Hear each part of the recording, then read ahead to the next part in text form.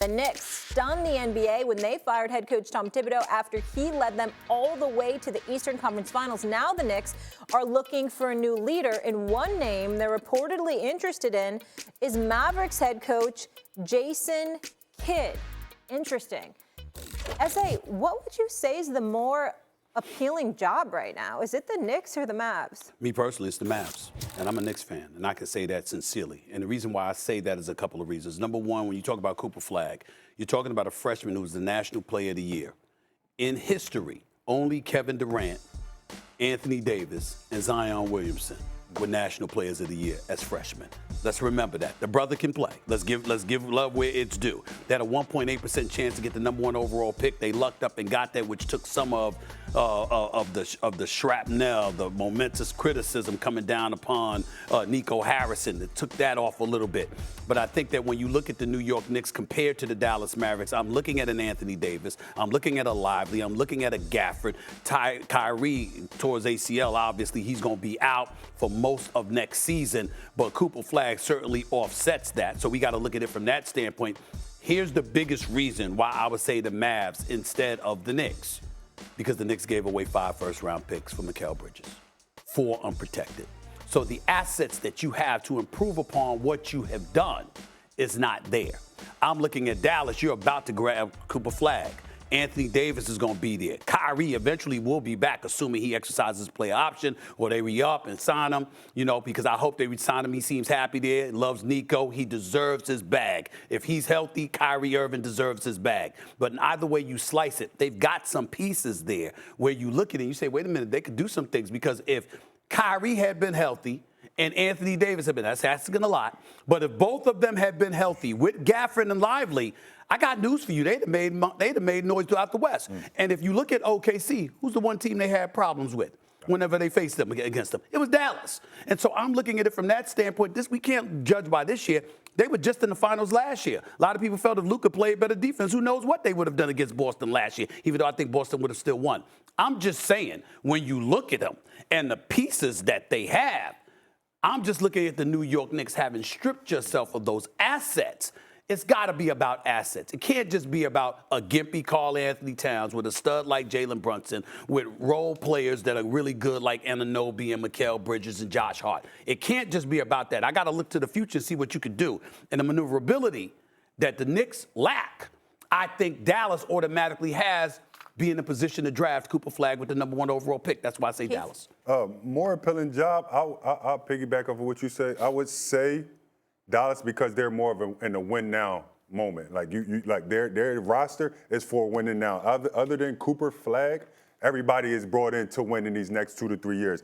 Now, the Knicks are in the East that is wide open. Yep. I hurt Jason Tatum for the entire year. Yep. So if we talk about next year, I think that the Knicks are more appealing just for next year based off of what the East looks like, with it being up in the air and making it to the Eastern Conference Finals this year. And Dallas, without Kyrie starting off the year, it's a little bit of an unknown just in that spot. And then obviously with the history of Anthony Davis being injured, it's somewhat of an unknown every single year, whatever team he's on. And then, like I said, Kyrie being out for maybe the entire year or half the year, you just don't know. So the Knicks are in more prime position to win next year. But in the next 2 to 3 years, it'll be Dallas. Can I just say one thing before we jump in? I feel like this is actually a hard question to answer because we don't also know what the Knicks are going to do. That's why I like it. We also don't know what the Knicks can do. Right. Yeah. That's why I like it.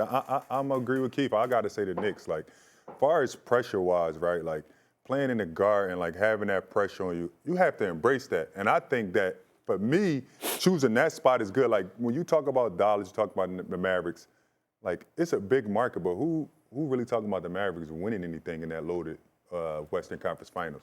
Western Conference. Who's talking about that? When you look at the Knicks, I feel like it's so interesting because you don't know what they're going to do this summer, but they have so many other pieces too. They have a lot of assets when you talk about player-wise, right? When you can move some of those players, they're talking about obviously seeing what they're going to do with Cat. But I think it's the coaching part that I think will bring the Knicks to the top stage. I think that the players they have, with the East looking like how it looked, they can get back to that same spot, right? Like now starting to utilize the bench and utilize some of those pieces. I think they can get back there with the right coach So if it was me, I'm going to go to the Mecca. I'm going to go to the top. I'm going to go where the lights is the bright, right? I'm going to go where they want you to win, and I'm going to look at this offseason and say, what can I really do to change this team around, even if I want to change them around? I don't technically think they have to have big moves to get back to where they were. I don't agree with that. I'll throw this out for you. Number one, we got to take into consideration the fact that they fell off defensively. We got to take into account that Karl Anthony Towns looked a bit gimpy, and you had other cats questioning his toughness, right? Which obviously compromised their defense. You had reports coming out that the players questioned his defensive tenacity, his defensive prowess, which they felt compromised him, assuming there's any truth to that. I didn't report it. A bunch of people reported it. But it's relevant right now because Tom Thibodeau's gone. Right. Okay, so we got to take that into consideration, right? Then we got to take into consideration Dallas in terms of the urgency to be relevant because you traded Luka Doncic. Ball handling. I think people are starting to forget that narrative a little bit, though. Which narrative? About the Luka AD. Don't you think that we focused on other things next season with all the changes that are going to happen? Let me answer your question. It's totally wrong. It's totally wrong. And here's they're saying the same thing as you. That's totally wrong. Tell me, educate me. Because he got hurt immediately. That's why I dialed down. When he's on the basketball court, they're like, what the hell are you going to do? We lost Luka because of you. You better show up. That's how they looking at him.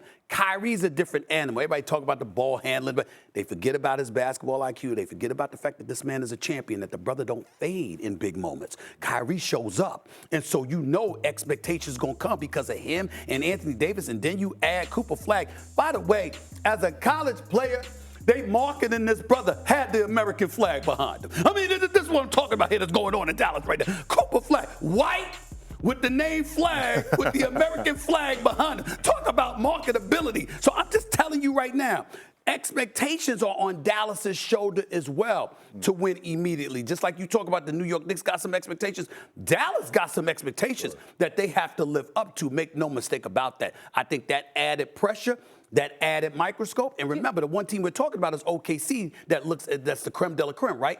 Well, they had a problem. Who knocked them out last year? Who beat them twice this season? With Luka. I understand. With Luka. Oh, the one game they beat them in this regular season without Luka. Yes, they did. Kyrie did. Beat him 3 times. Kyrie did it. Do you think there's going to be a little more pressure on the Knicks, too, if Boston breaks up, that they have to capitalize on that? Oh, for sure. Boston is going to break up. They have to. Yeah. That's $200-300 million players. So hell yeah. Yeah, so I'm saying, so there's not that Goliath in the East. But remember, there's even more parity. Cleveland messed up this year. They had a big-time regular season. Yeah. They messed up in the postseason. Detroit is coming. Oh, yeah. Detroit is coming. Ivy, Stewart didn't play against the New York Knicks. What if they were available? You got to look. Orlando's nothing to sneeze at. Got pitch. Indiana's here. So I'm like, wait a minute. Ain't no damn guarantee Indiana knocked the Knicks out the last 2 years. We can't sit up there and look at the Knicks ahead of them. All right, real quick before we roll, let's go around the horn. Best fit for the Knicks at head coach? I'm going Mike Malone. Being as though where he just came from, the all-time winningest coach in Denver history. He was a coach for the Knicks in 2001 to 2005. He's from Queens, so he knows what it's like to be a New Yorker and being a part of the Knicks. And he just was with a great duo in Murray and Joker. You take him over to the Knicks, he's going to implement the exact same thing, and he's going to have success the exact same way. To me, I can't put a name on it, right? I'm not about having a big name. What I will say is I would kind of take what Boston did, right, with that Brad Stevens situation, where took Brad Stevens, put him in the front office, and brung in Ime Udoka, right? It wasn't like the big time signing. It was the effect that he can have on the locker room. And I think that's big for players that we don't understand is yes, Tom Thibodeau is a great coach, but he has his style that he's not breaking for anybody. When you get a coach in there that's well-respected by the players, that can be well-respected by his work ethic and well-respected from a city like New York, I think that changes the locker room when you can pull the best out of players by being able to relate, being able to talk to them instead of just being like, this is my style, right? The game is changing. Right? Everything is changing. You have younger coaches coming into the game, and players are reacting better, right? You look at OKC, they have a young coach, and you see how well they're responding to him, right? I think that it's not about the big name. I think it's about identifying a guy that has respect around his league, that can get his guys to play for him and get his guys to be able to talk to him and communicate him so you can get the best out of the players. Stephen A., what's your name? Well, first of all, the name is obviously Mike Malone. He just won a championship a couple of years ago. I'm going to always mention the name Mark Jackson because he's been away from the game for a decade as a coach.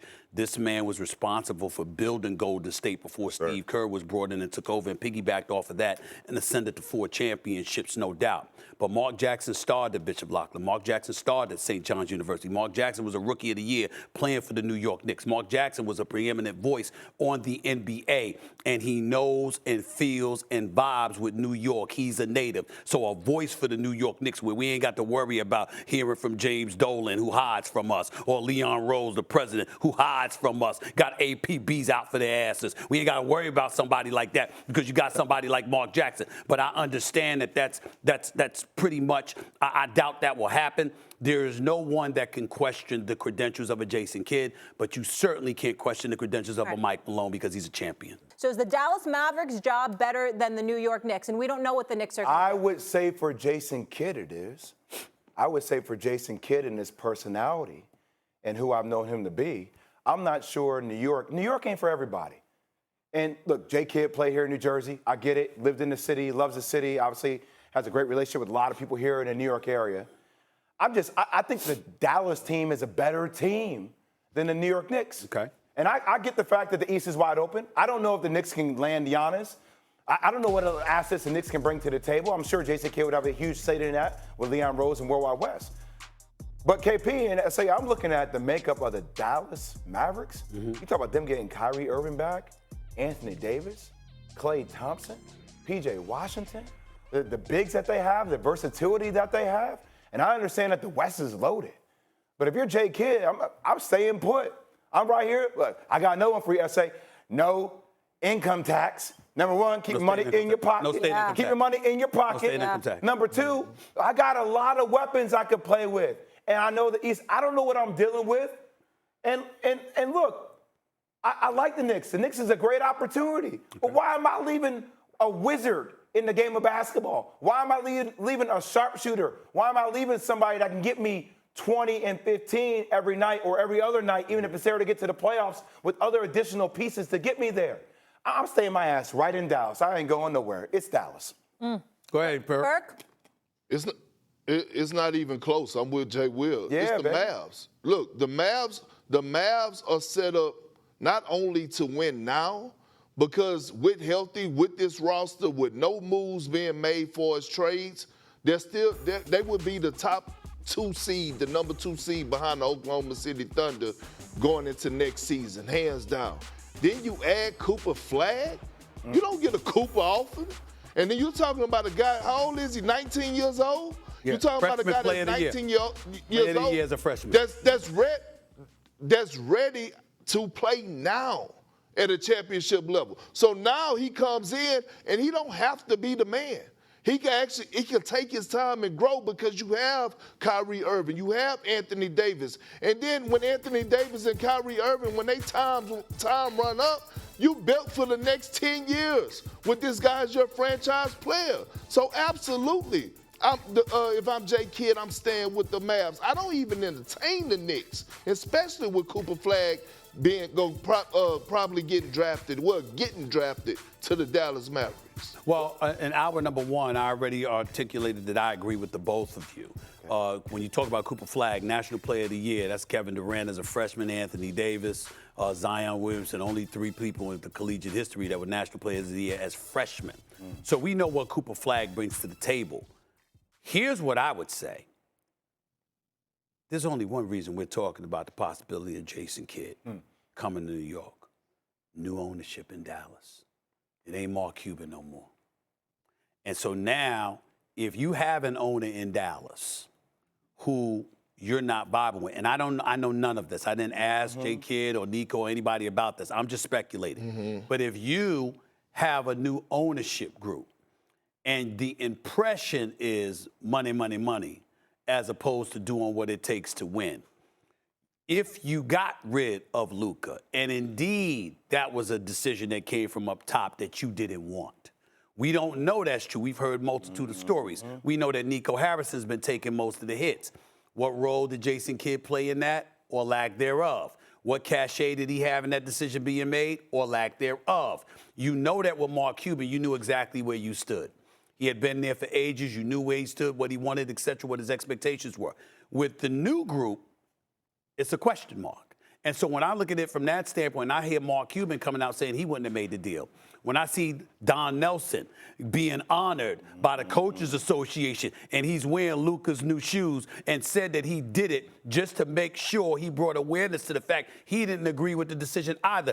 And we know what he's meant to the Dallas Mavericks franchise in the past. You get the impression that the ownership in Dallas might be more problematic than we've been led on to believe. So that's the only thing that would make sense, because from a basketball perspective, a Kyrie returning eventually, and Anthony Davis, a Lively, a Gafford being there, potentially a P.J. Washington as well, knowing that you got Cooper Flagg as the #1 overall pick that's going to be the face of your franchise for the future, knowing all of that is in place, and to be thinking about departing for the New York Knicks, the only thing that makes sense to me is that ownership. Hey, I'm not vibing. Great. Wanna try to boast at what I look like. Think I'm gonna try to wear, I pull up all brains.